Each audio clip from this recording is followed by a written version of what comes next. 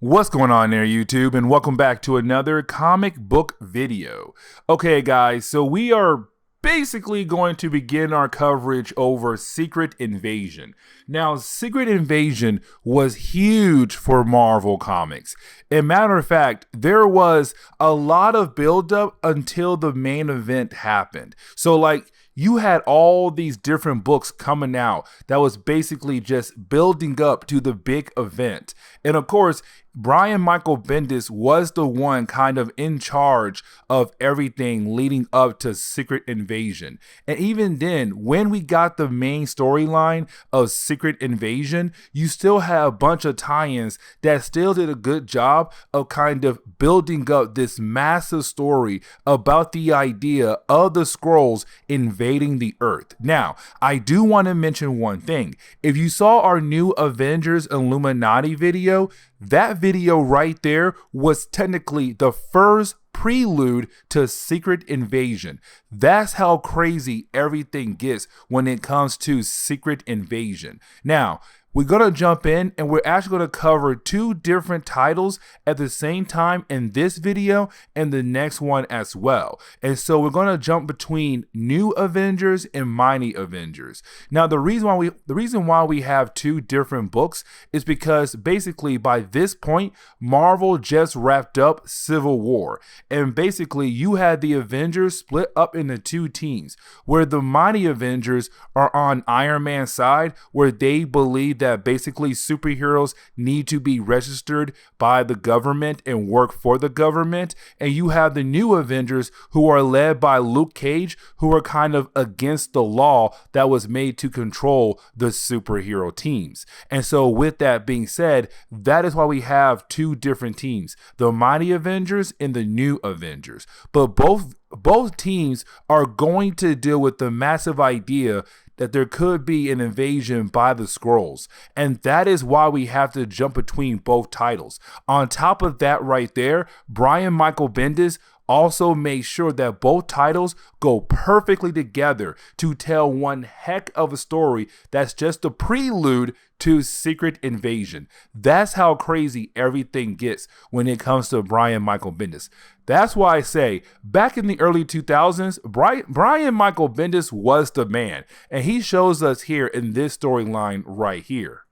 Now, I do want to mention one thing right before we are actually able to dive into this storyline. But we actually had to realize that a lot of these chapters that we are going to cover today actually takes place right before the last chapter of New Avengers Illuminati. That's how crazy things get. Because in New Avengers Illuminati number 5, Iron Man found the body of Elektra. And of course, we know that basically that body of Elektra was not the real Elektra. It was a Skrull pretending to be Elektra. And so with that being said, when it comes to New Avengers Illuminati number 5, it takes place after basically this video and the next one we're going to do down the road. And so with that being said, if you watch that video, just know that last chapter in that video takes place at the very end of this video and the next one. Now, with that being said, we actually do pick up with the New Avengers team. And right now, they're coming back from Japan after just saving a character known as Echo. Now, Echo is basically going to join the Avengers. But either way, they just left Japan. But right before they left Japan, they have found the dead body of Elektra.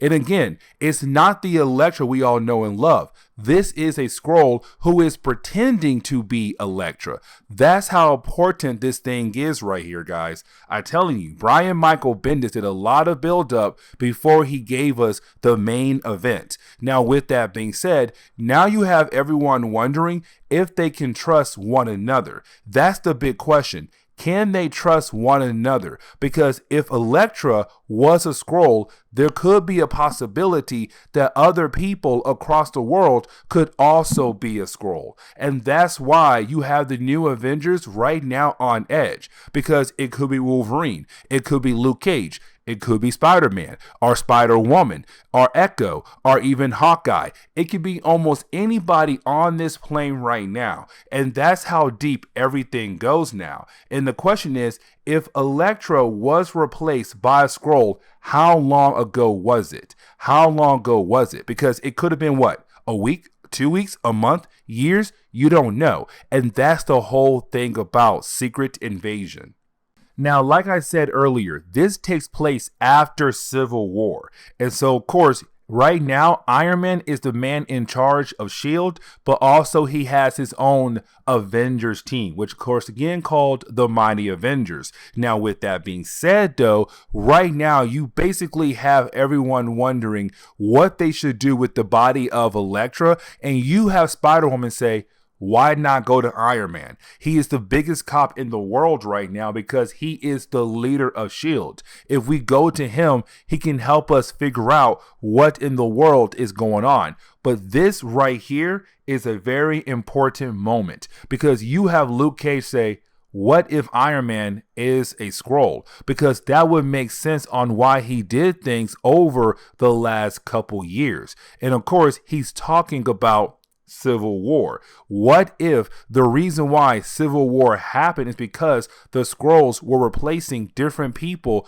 across all kinds of community to basically lead the superheroes to fight against one another to get rid of each other to make it easier for the Skrulls to basically take over the earth. That's what everyone's mind is going to right now.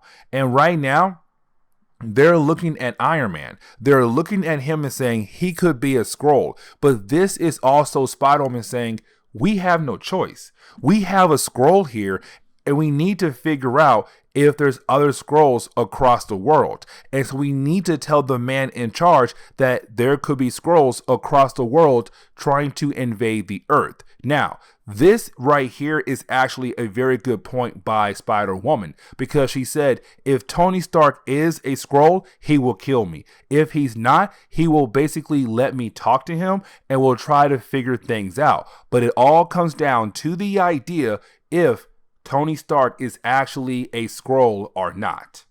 Now, that is the moment we actually see the plane begin to have some problems. Now, of course, right now, they're trying to fly back into New York. The problem is, though, they're unable to actually fly into New York. And the reason why at first we were told is because of the weather. But then out of nowhere, well, that is the moment the plane just completely loses power. And so with the plane losing its power, of course, the plane begins to free fall. And so right now, the new Avengers have to find a way to basically survive this plane crash because most of their team members cannot fly. Spider-Man cannot fly. Wolverine cannot fly. Luke Cage cannot fly. Echo, Hawkeye also cannot fly. Iron Fist can also not fly. There are a lot of characters who basically can fly. Spider-Woman, she can glide. Doctor Strange, he can also somewhat fly. But everyone else, they're kind of screwed. And so right now you have the new Avengers having to work together to kind of survive this out of nowhere plane crash. And so of course when the plane actually crashed, you have everyone kind of injured in different areas, but of course they have to get back up. Now most of the team is knocked out after that plane crash, except two characters. Now, of course, those two characters are Spider-Woman and Wolverine. Now, remember, Spider-Woman was the one who said they have to go to Tony Stark. He's the one who can basically help them figure out if there are other Skrulls across the world at the moment. Are the Skrulls basically invading the Earth?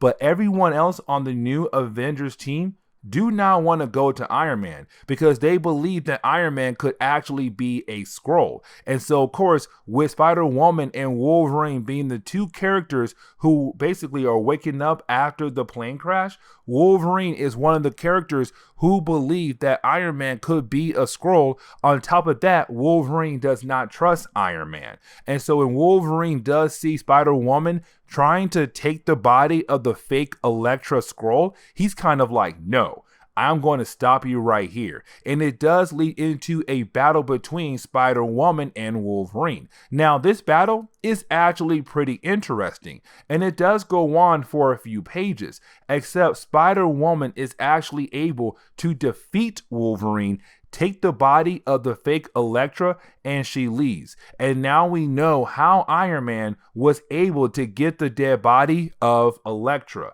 the fake Elektra, as we saw in New Avengers Illuminati, because Spider-Woman took the body and said, "Whoop, I'm going to Iron Man right now to show him what we just found in Japan." Piece of information you need is this right here. When they found Elektra in Japan, she was leading the hand. And so that is why it's kind of scary right now. How many other organizations out there could possibly be taken over by a Skrull? And so now we're going to get into New Avengers number 33. So we're going to continue to follow the New Avengers team. Now, with that being said, we actually do pick up with a flashback. Now, this flashback is really just Hawkeye remembering when he first joined the Avengers, where of course you had Steve Rogers, Captain America, basically training Hawkeye to be a better fighter, because there could be times where Hawkeye may not have his bow. Now, there is a good reason why we're having this flashback. A lot of good reasons. One, to remind us at this point, Steve Rogers is basically dead because it takes place after Civil War. And so Steve Rogers is dead. Number two, this is a Hawkeye that just came back to life. Because you have to remember, Hawkeye died in Avengers Disassembled. Now, he was brought back to life thanks to the whole House of M event. But yeah, he's alive again. But of course, when he comes back around, he finds out that his mentor slash close friend is now dead. It's something hard for him to handle. And so he's having this flashback of when Steve Rogers has showed him some moves to use. Now, there is a third reason, and that third reason right now is that Clint is not going by the name Hawkeye. Matter of fact, he's calling himself Ronin. And of course, if you saw the Avengers Endgame movie, this is where the idea came from, where Hawkeye was in that ninja suit. But either way, that's why we're having this flashback at the moment. Now, getting into the present day, we basically pick up with the New Avengers right now hiding out in a hotel. Now, of course, the reason why they're in this hotel is because, one, they just had to deal with a plane crash. Two, they need some time to gather themselves after going through that plane crash. And three, they need to figure out what are their next moves. Because right now, they have a lot going on. One, you have the idea where the Skrulls could possibly be invading the Earth. Two, you have no idea which team member could basically be a Skrull.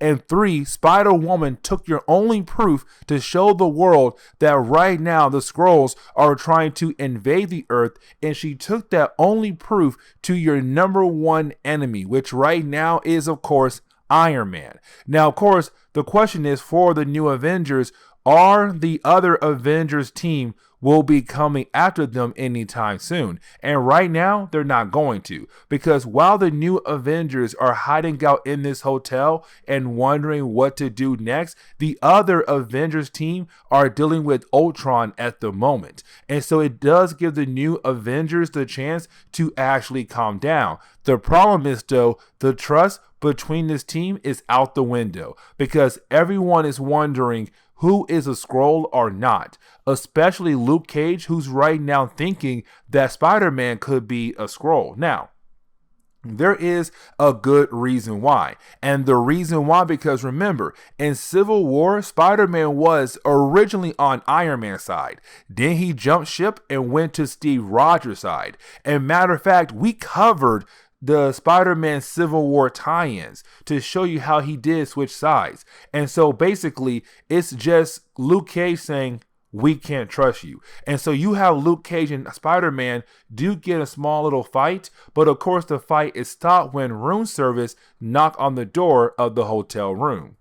Now, we actually do jump over to Hell's Kitchen, where, of course, we actually do pick up with the Owl. Now, the Owl was a character that Marvel was really trying to rework in the early 2000s, try to make him more interesting.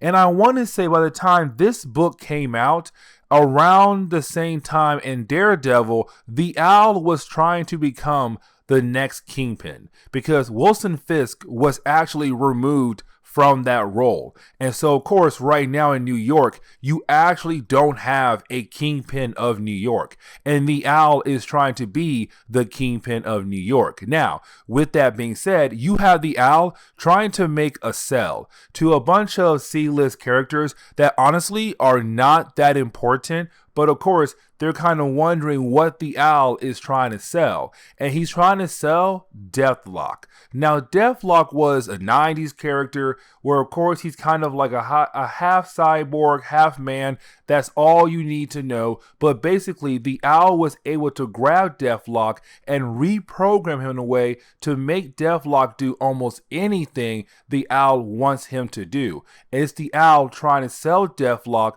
to make a profit.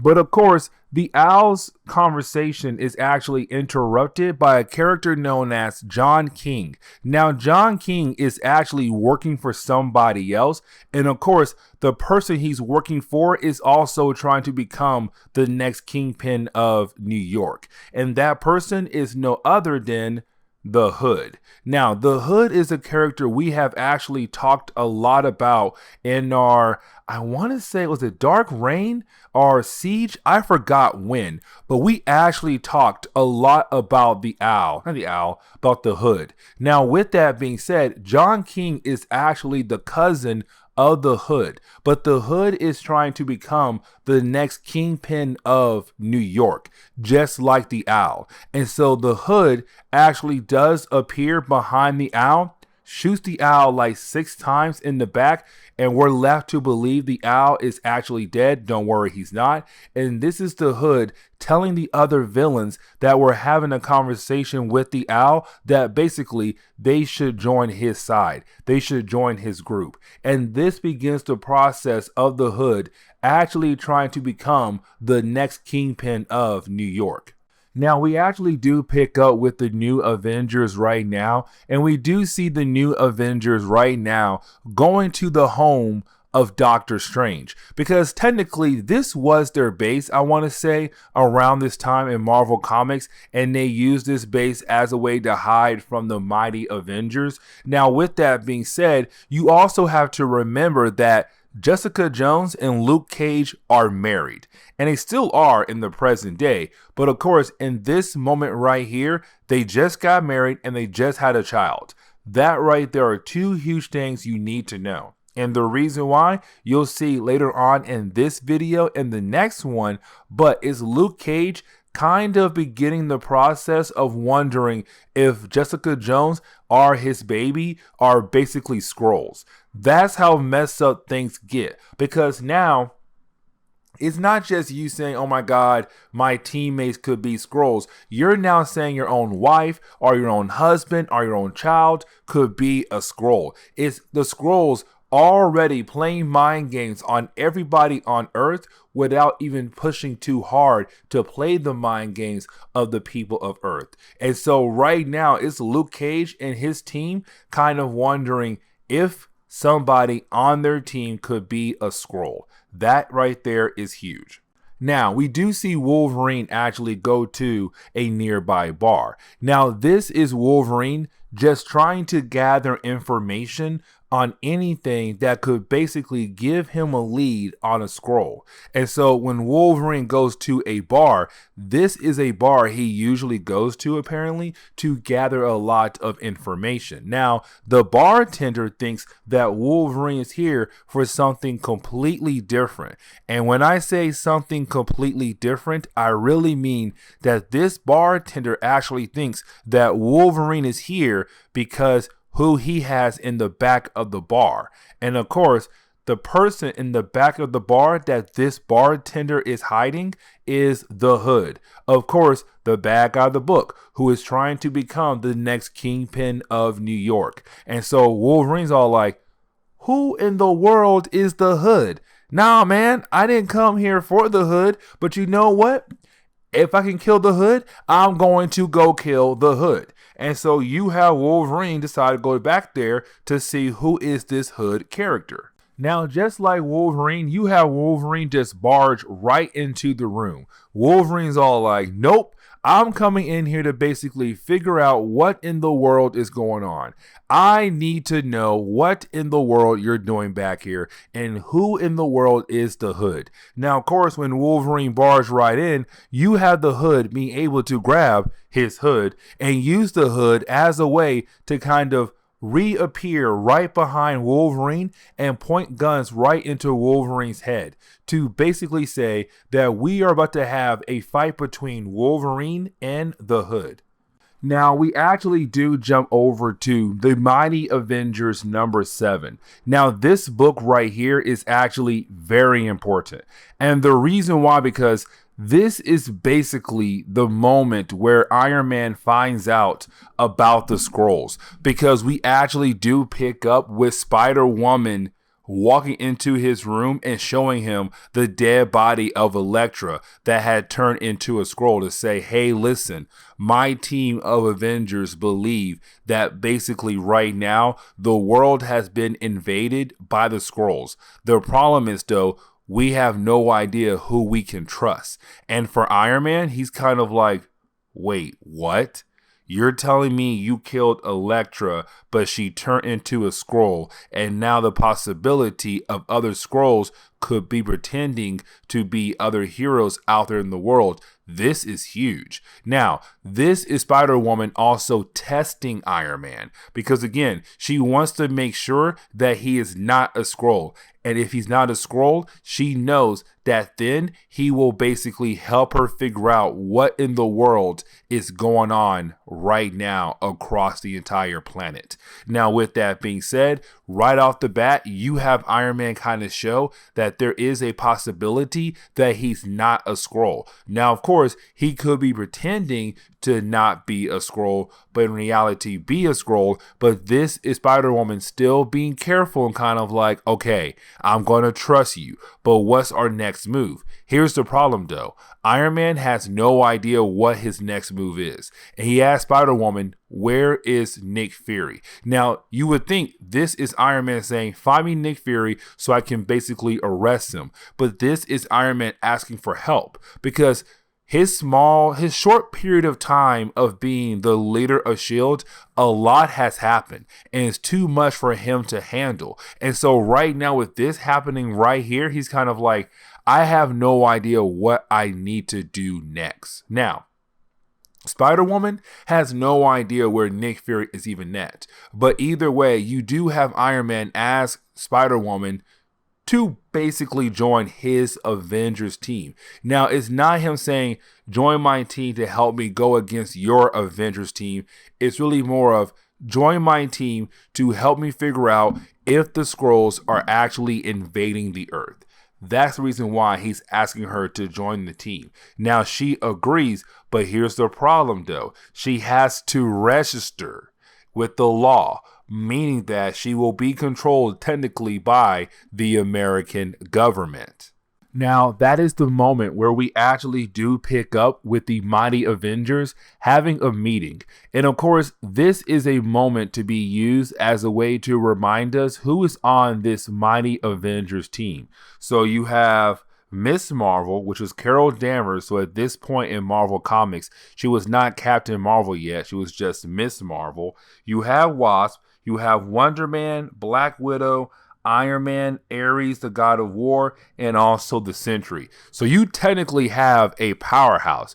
And this shows the difference between the two teams, where the new Avengers were more a street level team and the Mighty Avengers were more of a powerhouse team. Now, with that being said, though, this is Iron Man telling the team that right now they have a new team member. Now, Carol Danvers is very upset because when she joined this team, she was told that she'll be technically second in charge of the team. And she feels like she should have had some kind of word in the idea of basically bringing in a new team member. But of course, Iron Man overruled her and said, well, I went ahead and said yes to our new team member.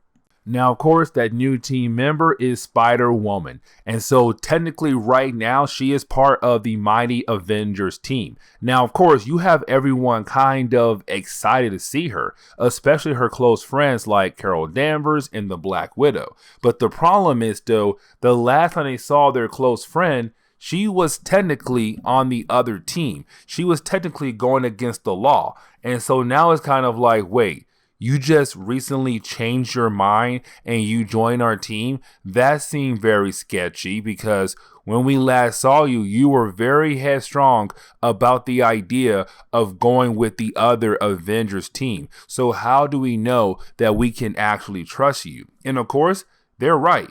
How can they know they can actually trust her? Because technically she was on the other Avengers team. But at this point, you have her say, listen, if I do anything wrong, you can have the Sentry just throw me into the sun. As a way to say, you can trust me. I'm here for good intentions. Now, we know she's not technically, but of course, right now, she has to trick them to make them believe her. Now, that is the moment we actually going to pick up and see what the mighty Avengers are actually going to be dealing with. And what I mean is that they're going to be dealing with a Venom Bomb. Yes, you heard that right, a Venom Bomb. Because out of nowhere, in the middle of space, there is a random satellite. And with the satellite, it does drop something. And it's something that drops, of course, it does fall onto the Earth. And that something is actually going to lead into the entire city of New York turning into symbiotes. Yes, you heard that right. You have a bunch of Venom and Carnages just running around New York City now because of some kind of bomb device that had randomly dropped from a random satellite. And the question is now, where in the world did this bomb come from? Actually, we know it came from. But the question is, though, who created the bomb? Now, we actually do pick up with the mighty Avengers. Matter of fact, we actually pick up with Tony Stark because this is Tony Stark kind of doing a checkup on the Sentry by talking to the wife of the Sentry, which is Linda. Because by this point, Brian Michael Bendis has established that the Sentry and his mind is very fragile, that sooner or later his mind is actually going to break. On top of that, we have to remember that when it comes to the Sentry, he's holding back a very powerful being known as the Void.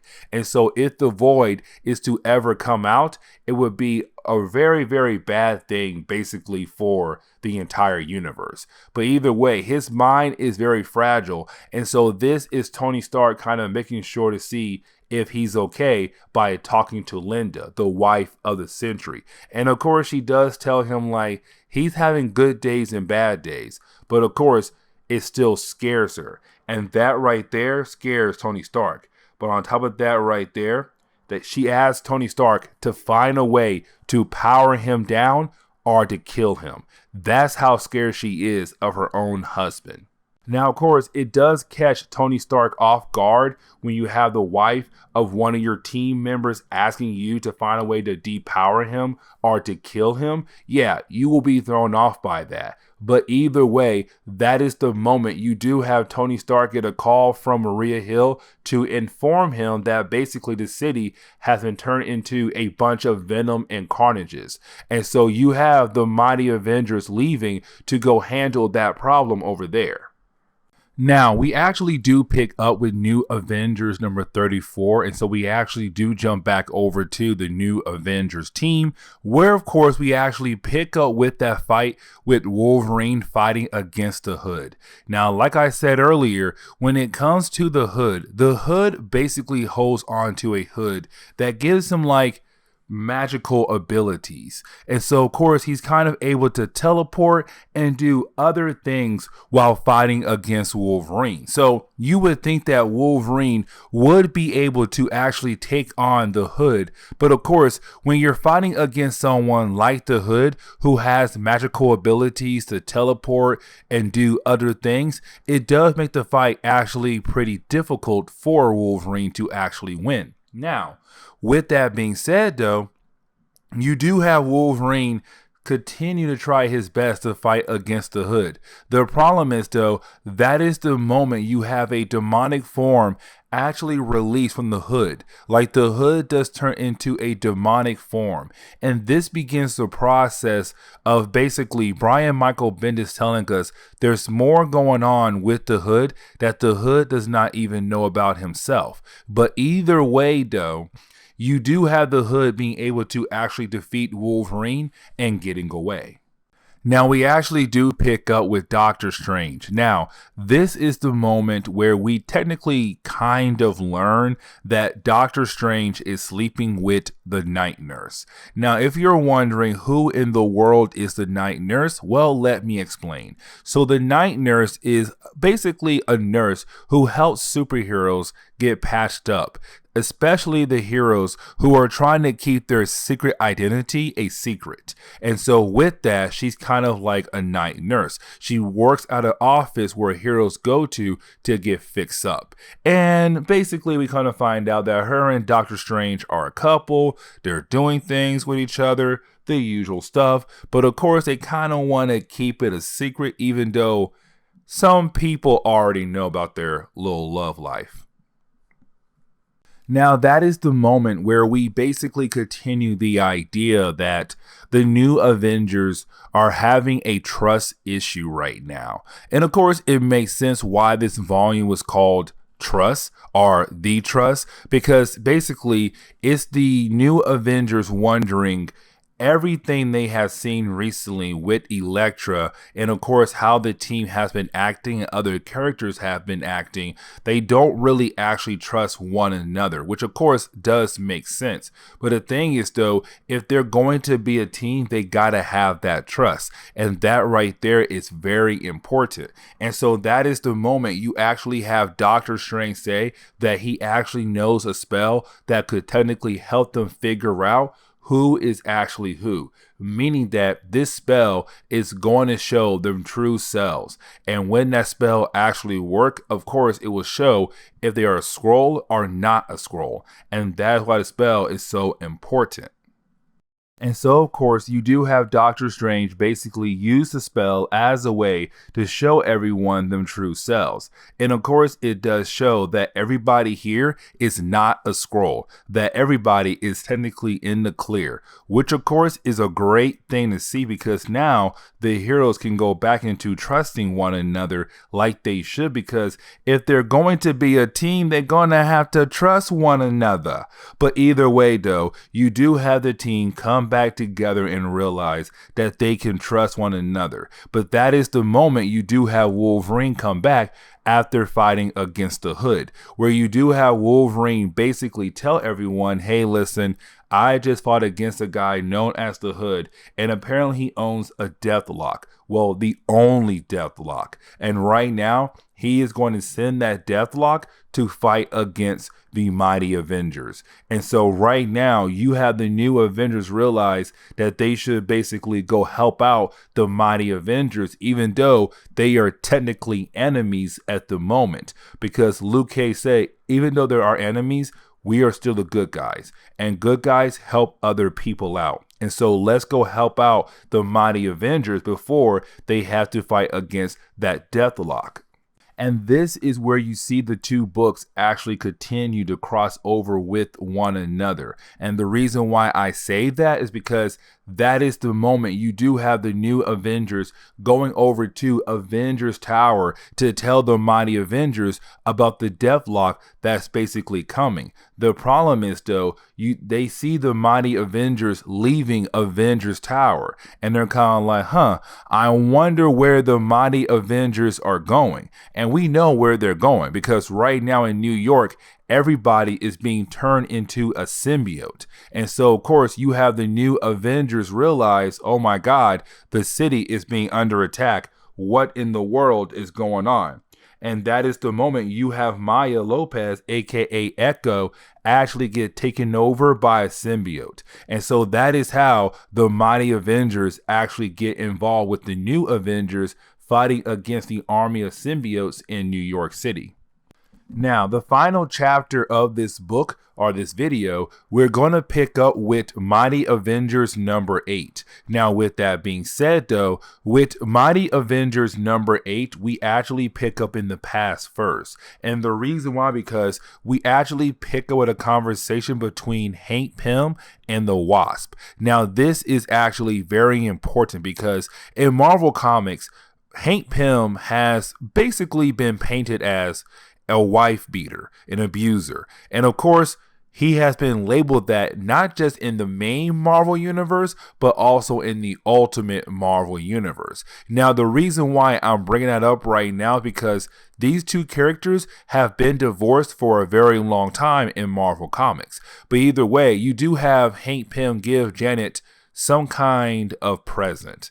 And it's kind of weird, but what he tells us that this present will give her the ability to basically grow in size. Because before this, the Wasp could never really grow in size. She could just shrink down, that is it. And so now she has the ability to make herself a giant wasp.